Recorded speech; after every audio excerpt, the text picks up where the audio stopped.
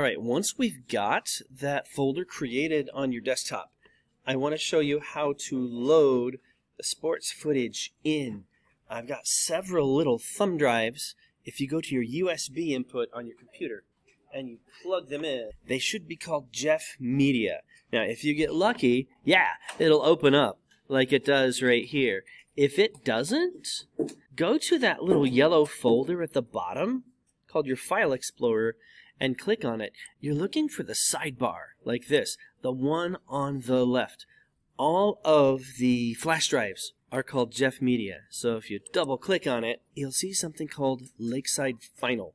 This is a game from last semester. And what I want you to do is take that video and save it to your shortcut folder on your desktop. I've called mine shortcut video because I have a bunch of other folders. But let me show you how we do that and how we make it work. Why don't we start with dragging it first to my desktop? Do I need to scroll up? Yeah, I do. So this bar on the left-hand side, you want to have the flash drive open on the right, on this big thing. But on the left, you want to see the word desktop, right? So I'm going to take Lakeside Final. I'm going to drag it to the desktop line, and I'm going to let go.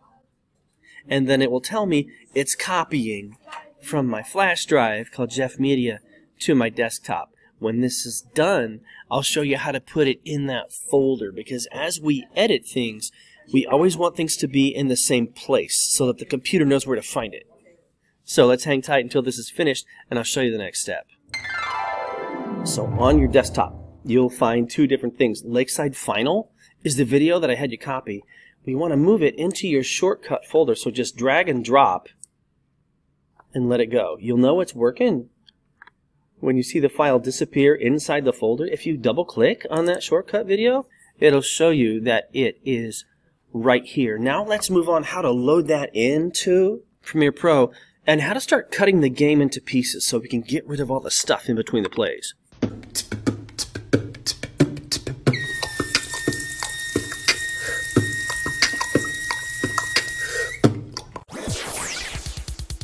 Alright, to bring up Premiere Pro, look in your bottom left. You'll see the Windows icon, and there's a search bar next to it, and I want you to look for Adobe Premiere Pro and open it.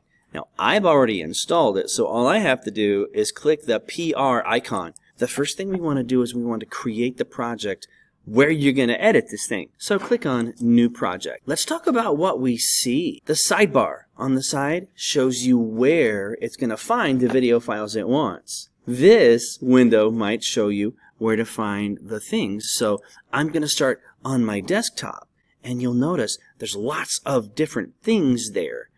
I saved my video clips for the volleyball video in my shortcut video folder. Yours probably has VB on it for volleyball. So double click and you'll see the videos that are inside of it. But do me a favor, before you click on the videos, call the project your name and then volleyball.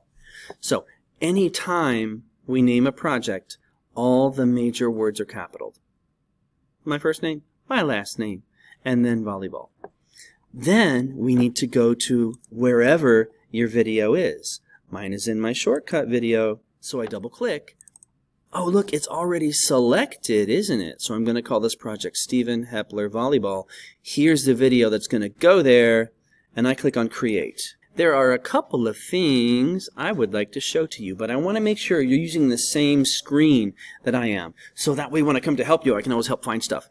Go to Window, Workspaces, and you're looking for Editing. If you have a different window and your screen looks really different than mine, Window, Workspaces, Editing. And that way we're in the same place. If some of the boxes at the top are like big and stretched out and yours doesn't quite look like mine, what we want at the top, all we need to see up here is the view screen of what you're editing. So if there's anything that's big and chunky at the top, click inside of the box. Then grab that arrow on the right hand side, click, drag and hold, make it small so that the biggest thing up here is your viewfinder. If I only could, I'd make a deal with God.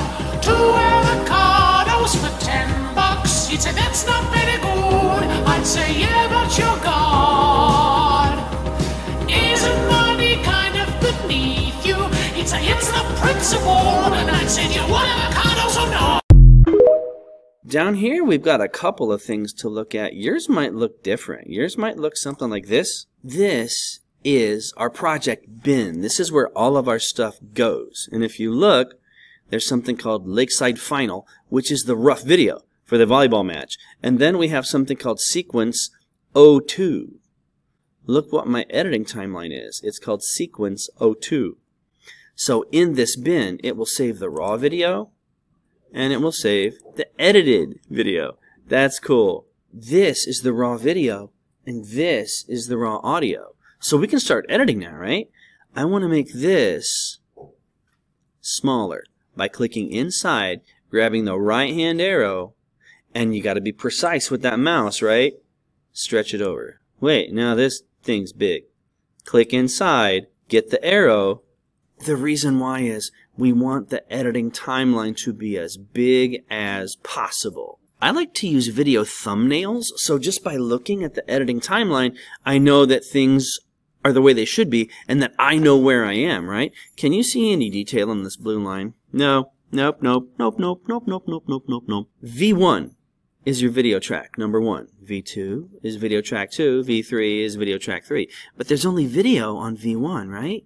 I want you to hover over the top line, and I want you to make it bigger. The audio doesn't matter as much, so can we take the bottom and like stretch it down even farther? Yeah. Let's make this as big as we can. Remember, each day as we work, I want you to do something. Go up to File and go to Save. And if you close Premiere Pro without saving, it'll prompt you to do that. Like if I go File and then Exit, do you want to save your changes? Yes. Do you wish to continue?